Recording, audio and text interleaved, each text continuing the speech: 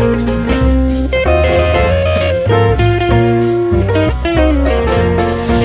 you getting the right attention? Welcome to the channel, everybody. You're watching and listening to Ms. Amaira Jyoti on Speak Up Hesitations. So, how many of you already know about right attention and wrong attention? मतलब personal level पे आप किन चीज़ों को अपना attention देते हो और एग्रीगेट लेवल पे अगर लोग आपको अटेंशन दे रहे हैं तो क्या वो अटेंशन मेरे लिए सही है? थोड़ा सा अगर कॉम्प्लेक्स हो गया तो इसको सिंप्लीफाई करते हैं। पर्सनल लेवल की जो अटेंशन होती है एक बार उसको साइड रखते हैं, उसको लास्ट में डिस्कस करेंगे क्योंकि वो इतना ज़्यादा ट्रिकी नहीं है। एग्रीगेट लेवल पे बात करते हैं क्योंकि आजकल हम सोसाइटी और सोसाइटी के ट्रेंड से ज़्यादा डिस्ट्रैक्ट होते हैं। अटेंशन सबसे पहले सबको पसंद होती है, मुझे पसंद है, आपको पसंद है, सबको पसंद है, और जो कह रहा है कि मुझे अटेंशन नहीं पसंद है मस्ट बी लाइंग। लेकिन जब आप सही और गलत अटेंशन में फिगर आउट कर पाते हो, को फिगर आउट कर पाते हो, तो जो रॉन्ग ट्रैक होती है ना वो ऑटोमेटिकली अवॉइड हो जाती है। अगर आपको कोई आपके स्किल के लिए अटेंशन दे रहा है, आपके बिहेवियर के लिए अटेंशन दे रहा है, आपके मैनरिज्म के लिए अटेंशन दे रहा है, आपके प्रोफेशनलिज्म के लिए अटेंशन दे रहा है, तो वो ऑब्वियसली एक राइट अटेंशन है।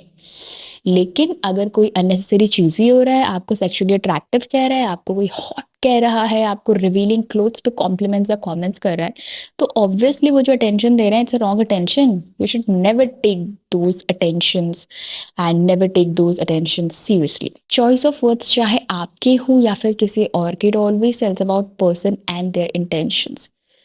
So you should always have that self-realization and always ask yourself, am I getting the right attention? Please have that consciousness. जब भी आपको attention मिले, जब भी कोई आपको attention दे personally, aggregate level पे, please have that consciousness and ask yourself, am I getting the right attention? Is that attention good for me? और ये तभी आप फिगर आउट कर पाओगे अगर आप कॉन्शियस हो उस सिचुएशन से। You already know about right attention and good attention.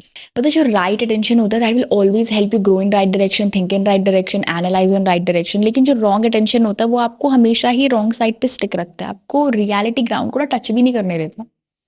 जो हम कहते हैं ना कि फालतू की अय्याशीबाजियाँ, addiction of pleasure, addiction of luxury, addicted to wrong addiction, ये सब कुछ रॉन्ग अटेंशन है। और जब कोई चीज़ रॉन्ग से स्टार्ट हो रही है तो final outcome, final result positive कैसे हो सकता है? सोसाइटी कभी भी एक इंडिविजुअल के कंट्रोल में नहीं हो सकती। राइट और रॉन्ग दोनों एग्जिस्ट करेंगे, पहले भी एग्जिस्ट करते थे, अभी भी एग्जिस्ट कर रहे हैं और हमेशा एग्जिस्ट करेंगे।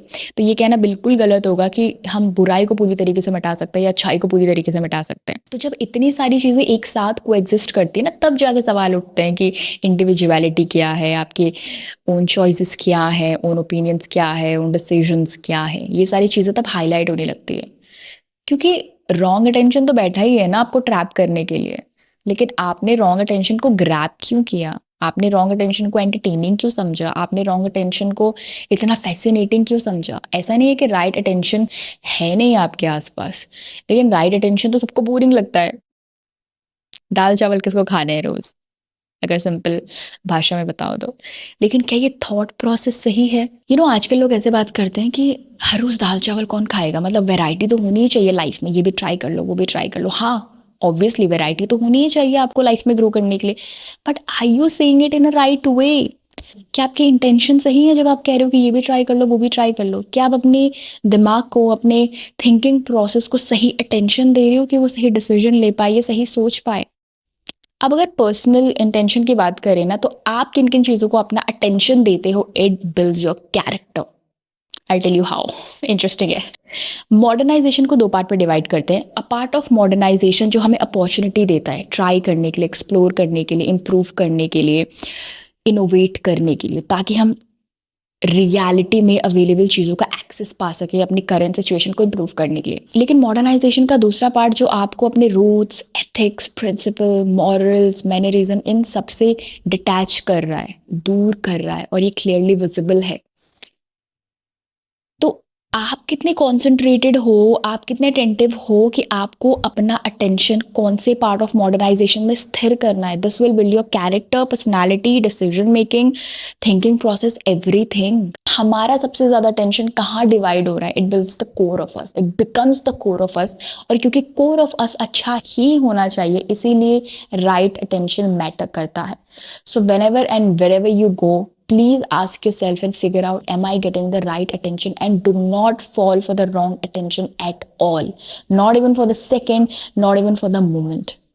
पता है एक्चुअली होता ये है ना कि जब हमें सही तरीके से अपना मुकाम नहीं मिलता तो हम अनएथिकल चीज़ों को ना ट्राई करने की कोशिश करते हैं, और ये होता इसलिए क्योंकि हम इतना तो चलता ही है, हमें कंफर्टेबल हो जाते हैं, और वो इतना ही चलता है कि लिमिट कब एक्सीड हो जाती है हमें पता ही नहीं चलता कि हम उस बबल के अंदर कब एंटर कर गए, जिस बबल के हम तो खिलाफ ही थे कि ये नहीं होना चाहिए चाहे कुछ भी हो। और ये होता है जब आप कंफर्टेबल हो जाते हो उस चीज़ में कि यार इतना तो चलता ही है। It's a wrong attention again. So please don't go for the wrong attention. Go with the right attention, and don't take the risk of falling for the wrong attention at all. Thanks for watching. See you in the next video.